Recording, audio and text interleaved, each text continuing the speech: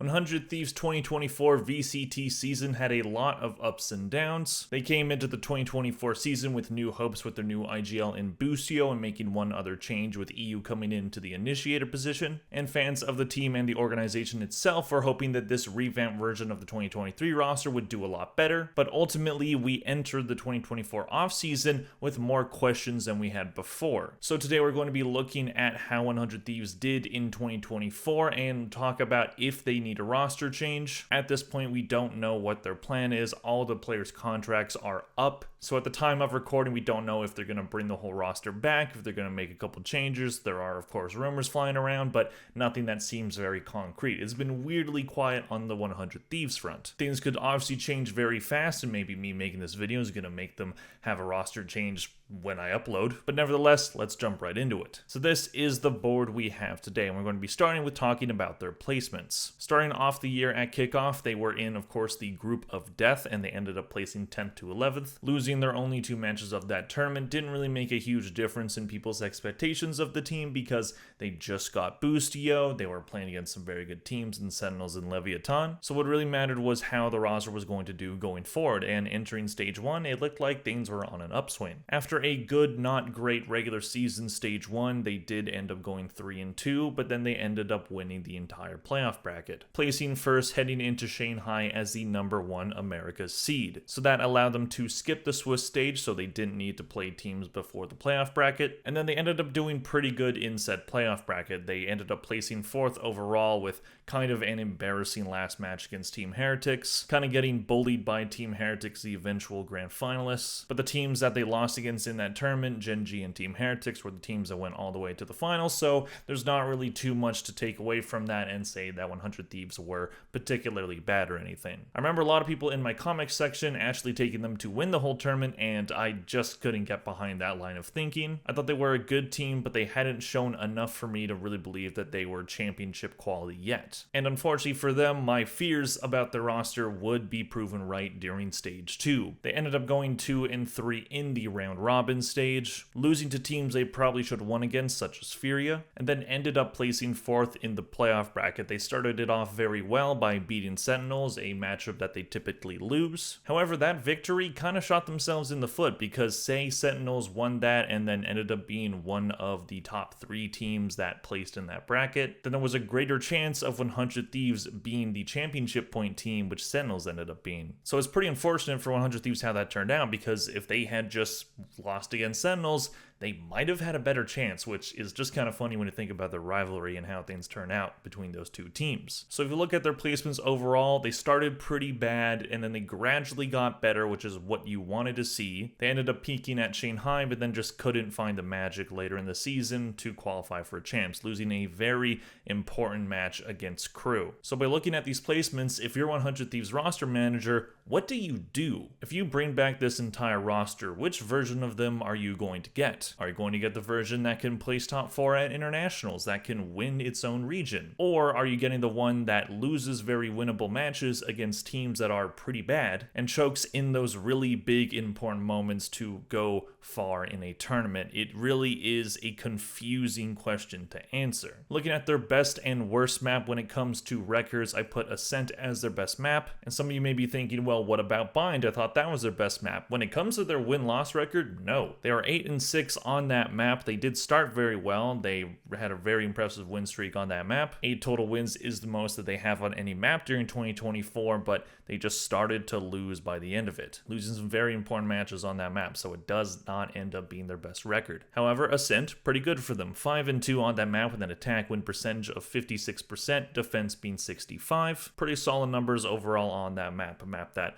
unfortunately is still in the map pool. Then for their worst map, Sunset really wasn't positive for them. 1-4 record on it. Attack was 42%, defense was 41%. They also had a 1-4 record on Lotus, but I didn't put on the board because it is leaving the map pool. But having 2 maps in Sunset and Lotus that teams can take you to and have a pretty good chance at beating you, that's definitely concerning. Especially when it came to Lotus in the 2024 VCT season, a lot of the best teams had a very good Lotus. 100 Thieves did not. Looking at their total record on both attack side and defense side, starting with attack, in 554 rounds, they ended up having a 51% win percentage. 283 rounds won to 271 lost. On their defense side, in 622 rounds, they had a win percentage of 54, 341 wins to 281 lost. So the overall numbers are in the green. They won more rounds than they lost during the year. Only a 12 round difference on their attack side, but their defense side was definitely a lot better. So the overall numbers would tell you that this team is pretty decent. Their map pool was not as deep as you wanted it to be, but they had some maps that they were decent on. Their defense side overall was pretty solid. Their attack side wasn't terrible, but definitely needed at least a little bit of work. Looking at their best and worst matchup in region, they ended up having a 3-1 record against G2. Unfortunately, that one loss against them was in the playoffs of the Stage 2 Americas, which ended up sending them down to lower bracket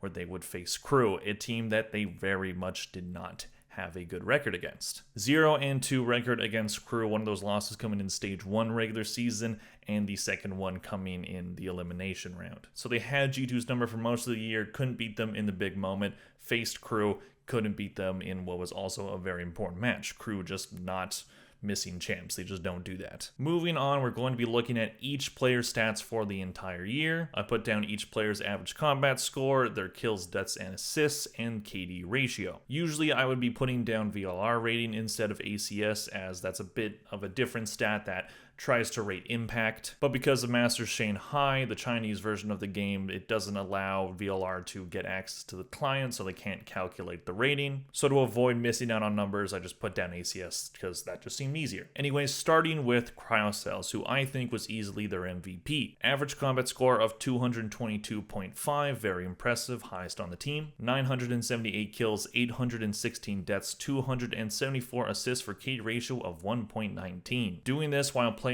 a lot of different characters: Jet, Brimstone, Astra, Chamber, Gecko, and Omen. This was what Cryocells needed after what was a pretty disastrous 2023 for him. Not that he was terrible during 2023, he was one of their better players, but in this year he was unquestionably their best. Being able to play a duelist flex role, playing a bit of initiator and sentinel with Chamber. He has a deep agent pool, which is very important, and he can continue to put up very solid numbers, even playing roles that don't necessarily need to get all the kills. So Cryocells, I think, should absolutely be a lock to bring back on the roster, because if they let him go, a team should absolutely be looking at picking him up. But a player that I think has a lot more question marks around him, especially evaluating if the team ends up bringing him back, is Asuna. Asuna had a pretty decent year numbers-wise, an ACS of 206.5, which is second on the team, 846 kills, 841 deaths, 426 assists for KD ratio of exactly 1. Well, not exactly, because he has 5 more kills. Doing this while playing 3 different characters throughout the year by my count. I think there was one more that I missed, but it was just like one match or whatever, so didn't think it mattered. It wasn't showing up on VLR or Liquipedia, so sue them if you want to get mad about it. He played Raze, Gecko, and KO, so a bit of initiator and a bit of duelist with the Raze. Asuna, I do think, is a good player. He's been on the 100 Thieves roster for quite a long time. After 100 Thieves decided to rebuild the roster after just 2 matches in 2022, yep, still remember that, it was decided that Asuna was the piece that they were going to build their team around, and it made a lot of sense at the time. He was young, he's very talented, he was showing a lot of skill early in his career, not looking at a place during pro matches, but he never truly reached the heights that 100 Thieves envisioned for him. It was thought early on that he was going to be right up there with the best of the game, on the same level as a TenZ, but that never really ended up being the case. And while he did have a decent year, he had a really bad start to it. He wasn't looking good in kickoff or the start of stage 1, but he really found his stride later, and that was probably helped by Boostio's IGLing. So we were seeing improvement from Asuna, but was it enough to convince 100 Thieves to bring him back? I know he's been talking on his stream and online.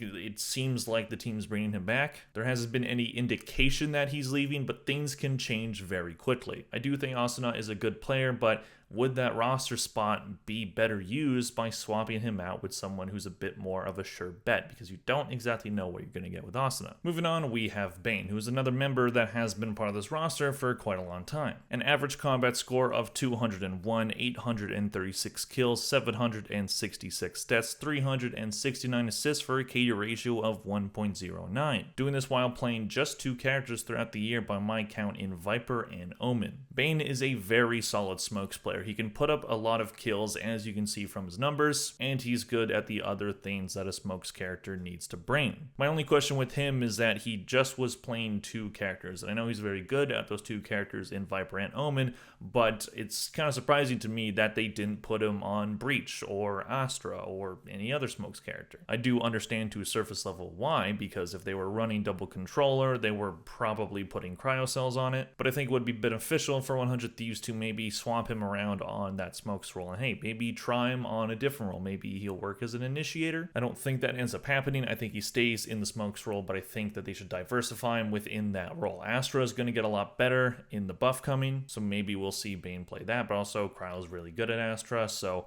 we'll see. But I think with Bane and also EU, who we're about to talk about, I would like to see a bit more variety to their agent pool. Which brings us to EU, who was one of the new additions heading into the season. Ended up having an ACS of 188.5, 818 kills, 718 deaths, 365 assists for KD ratio of 1.13. Doing this while playing Sova and Fade, so playing in more info initiator role. EU at times looked like potentially their best player. I think Cryo is a much better player overall, but EU had some really clutch games. There were times where he was just frying everybody in the server. As you can see from his KD ratio, he was very good at getting kills and staying alive. But just like I talked about with Bane, I would like to see a bit more of a diverse agent pool when we see him next season. I do think we'll at least see him in tier 1. We'll see if 100 Thieves bring him back, but I think when it comes to Bane and EU, I think those are 2 pieces that you're going to want to keep if you're 100 Thieves. Moving on, we have our last player that we have to talk about, the biggest addition in the offseason, a change to their IGL role, is Boostio. There are a lot of mixed opinions when it comes to Boostio. A lot of people wanting him out of the roster because of his individual performance, which at times, yes, was not stellar. And that's not making a joke about stellar, their IGL from the year before. He had an average ACS of 185, which was lowest on the team, 748 kills, 855 deaths, 278 assists for KD ratio of 0.87. Doing this while playing a variety of different roles. He played Gecko, Killjoy, Omen, Cypher, and Breach. So the detractors of Boostio would look at some of his performances throughout the year, like such as when he got 5 kills in a match in Shanghai. I think it was the last match against Heretics. Boostio is not always going to be the one who's fragging out all the time. We've seen him do it when he was on Evil Geniuses, and at points this year we did see a little bit of that. But I think what's more important than the individual stats, and people that like Boostio will say, is that this team got a lot better when he came in as IGL. Is he the best IGL out there? No. But did this team get a lot better both chemistry-wise and strategy-wise when he came in? Yes. You could also put that on their coach Zeeks, who came from Evil Geniuses as well, and he was extended. He will be staying. If you're 100 Thieves, if you really want an IGL that you know is going to put up some insane numbers, then sure, move on from Boostio. But I don't think that that's what you should prioritizing, because this team does have a lot of firepower already. Cryocells was absolutely frying this year. EU at times was going insane. Bane, very clutch player. Asuna has had his moments. So if you have one player that isn't exactly putting up those same numbers, I don't think it really hurts you too much. What will hurt you is having an IGL that doesn't fit in chemistry-wise with this team. And I think if you have that chemistry, and you saw some signs of promise with this team, I think you should keep Boostio. Does this team need a roster change? I'm going to say it would be beneficial if they did one, but I think they should only swap out one player, and I think if you're going to do that, I think you keep Cryo. Bane, I think you should keep as well. I did in previous videos say that maybe he would be out of the team, but I think they should probably keep him. He's a good smokes player. EU, I think, proved enough for them to want to bring him back. So I think it comes down to Asuna or Boostio. I like both of those players. I think both of those players are good enough to be in tier 1. But honestly, if you're going to swap out anyone, I think Asuna might end up being the guy. I could be completely wrong, and again, from just the signs that we've seen on social media, it seems like he will be staying. I do think 100 Thieves is probably going to be bringing back the whole roster. I see them wanting to keep everybody, and if everybody wants to stay, then I think the org gets it done. But if this team is truly going to become championship level quality, I think they're going to be wanting to look at what's available, look what's out there. If you can replace your Raze role, maybe end up doing it. Hey, Durka would look amazing on this team. Just putting that out there. Anyways, that is all I have to talk about when it comes to 100 Thieves. Let me know in the comment section down below what you think they should do in the offseason. Please click like and subscribe if you enjoyed this video. Thank you all very much for watching, and I'll see you guys in the next one. Bye.